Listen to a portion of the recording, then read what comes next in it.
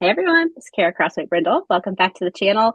A heartfelt, I'm so excited Barbara's with us. She's been in my network for years, but I don't know why I haven't had you on the channel before now. So very excited that you're here. Oh my gosh, Mhm. we have so much to talk about. First, for people who don't know who you are, Barbara, you want to introduce yourself, share a little more about yourself. Absolutely. And thank you. I know we've been circling orbits like this, and it is so exciting to be here. And I will take a breath and let everybody know that my name is Barbara Sheehan-Zeidler, sometimes known as Barbara with the two last names, I'm told. I'm based over here in Littleton, Colorado. I'm a licensed professional counselor since 2008 and Andrea consultant, IFS level 2, somatic IFS certified, and pursuing so many wonderful, wonderful things. In addition to all that, I'm a sand player, which it's, I think, what called you to have you call me. Yeah. So many things about you have called me to being in this video, if I'm being honest. But yeah, like, all Aw. right, community, like, did you just not see how much of a powerhouse Barbara is with everything she just rattled off so casually of like all these things that I do? But Barbara, Mhm. you're becoming more known in our community, which is also why I wanted to put this video together because you are about to do some speaking in international areas. You're about to like bring this intersection between EMDR and sand trade out for everyone to understand.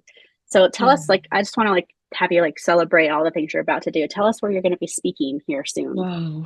So I am speaking at the Colorado Counseling Association where you were the keynote.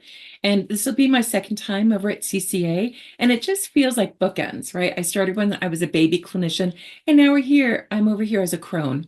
I'm like one of the elderly clinicians because I'm definitely crone. And I'm so excited to be talking about that. I am also speaking in Costa Rica in February. Super excited about that. So my first international speaking. And then I speak Mhm. at local agencies. And what I do is bespoke or very personalized programs for them.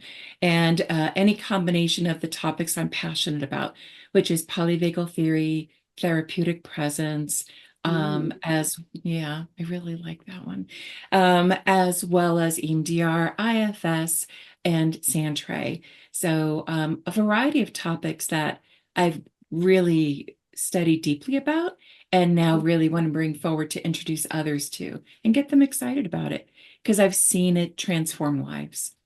Oh my gosh. Yes. And so offline, Barbara and I already concluded that we're going to have me do a sand tray experience because I haven't done this yet in my career. So this is part one video. There will be a part two where we talk about the magic that actually happens. So stay tuned, Mhm, viewers, for that. But mhm. tell people who don't understand sand tray what it's about or how it's been utilized in your practice so Yeah. far. Yeah, I was introduced to Santry in 2008, oh, 2007 when I was in grad school. So thank you, professors and techniques too. And I fell deeply in love with the somatic experience that the tray brought me. And now I only Mm. work with adults. So when you and I were speaking earlier, I was like, I only work with adults and the child inside. So I bring sand to my work with the clients that I work with because so many times there are words that cannot be spoken, Mm. dare not be spoken, or there's so much affect and disorganization, there aren't any words. So, through the three-dimensional experience of sand, we find that we can go from the implicit energy to the explicit, and from the explicit to the experience. And then in that experience, we create a different or new narrative. So that was a lot. Beautiful. That was a lot that I just said. But Yeah. essentially, we're inviting the just under consciousness to safely emerge and to be in the place of being witnessed and in that place of healing and integration. It's a very Mm. brain-based thing too. So I love the brain. Yeah. I can see why you're someone who's a fan of polyvagal and IFS. Of like, I can see there's intersections in my mind as you describe this of how all of these come together so beautifully. Yeah. Yeah. Can't wait to see it in action. I'm already going to tell our viewers, like, hey, just stay tuned for part two of this video. I will But pull up my yeah, calendar. phenomenal.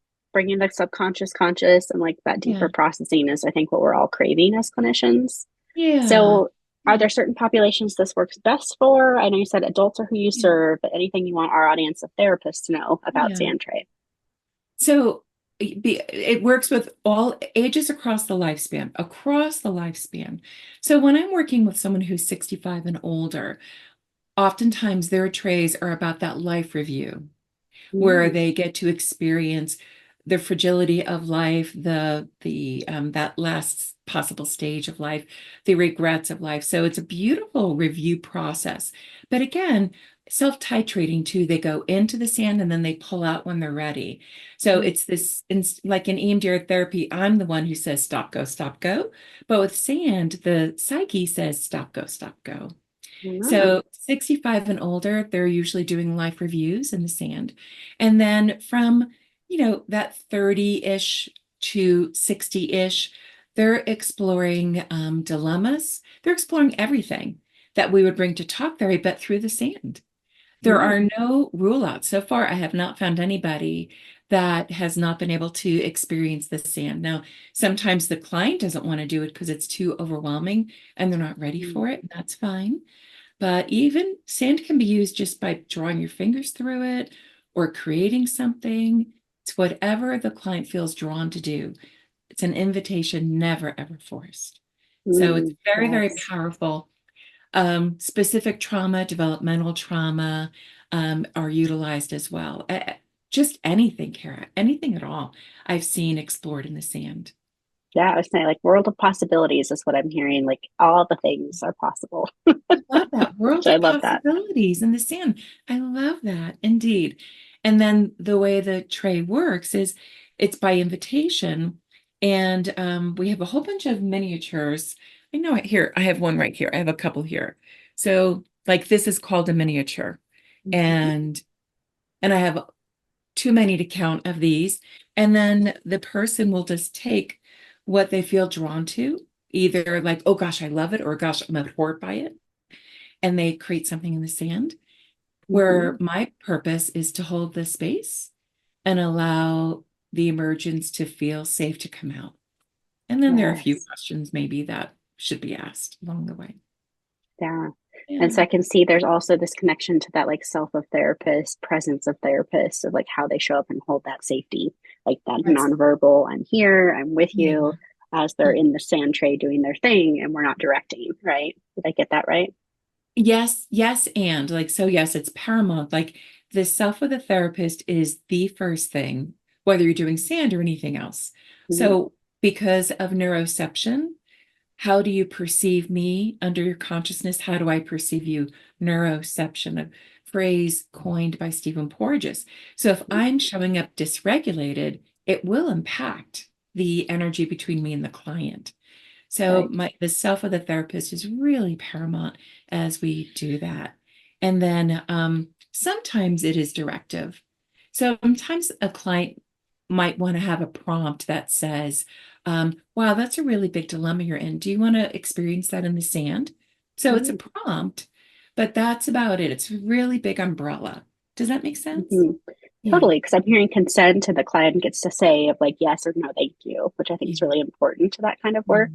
Yeah. So we're going to obviously come back to what this looks like as I get to experience it myself as a clinician who hasn't played in sand before. And I'm like, game on, Yeah. let's do that. And of Yeah. course, I want folks to see you at CCA as well as in Costa Rica if they're already planning to attend that conference. Uh-huh. But where can people find you in the meantime if they have questions or they want to experience this or have more they want to Absolutely. ask you? What's the best way to reach you?